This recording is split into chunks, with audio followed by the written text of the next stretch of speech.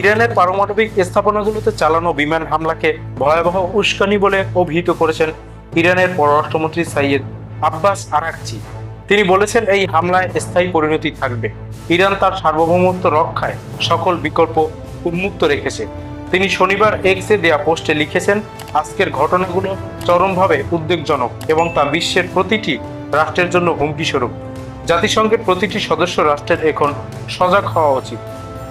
Araghchi আরও বলেন, যে দেশ নিজেই জাতিসংঘ নিরাপত্তা পরিষদের স্থায়ী সদস্য, সেই যুক্তরাষ্ট্রই আজ জাতিসংঘ সনদের চরম লঙ্ঘন করেছে। তিনি এটিকে আইন বহির্ভূত, অপরাধমূলক এবং বিশ্ব শান্তির জন্য সরাসরি হুমকি বলে আখ্যায়িত করেন।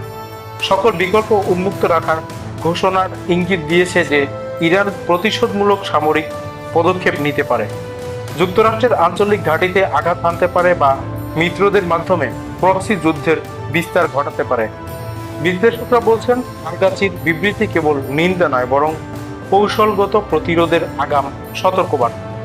এই বিবৃতির পাশাপাশি ইরান জাতিসংঘ নিরাপত্তা পরিষদের জরুরি বৈঠকেরও দাবি জানিয়েছে এবং যুক্তরাষ্ট্রকে অপরাধী রাষ্ট্র হিসেবে চিহ্নিত করার আহ্বান জানিয়েছে।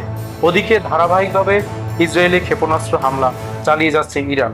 এতে কমপক্ষে 10 জন আহত হয়ে চিকিৎসা নিচ্ছে। ইরান আগেই জানিয়েছিল, যুক্তরাষ্ট্র এই যুদ্ধে জড়ালে তাদের যেসব ঘাঁটি আছে তাকে আক্রমণ চালাবে তারা।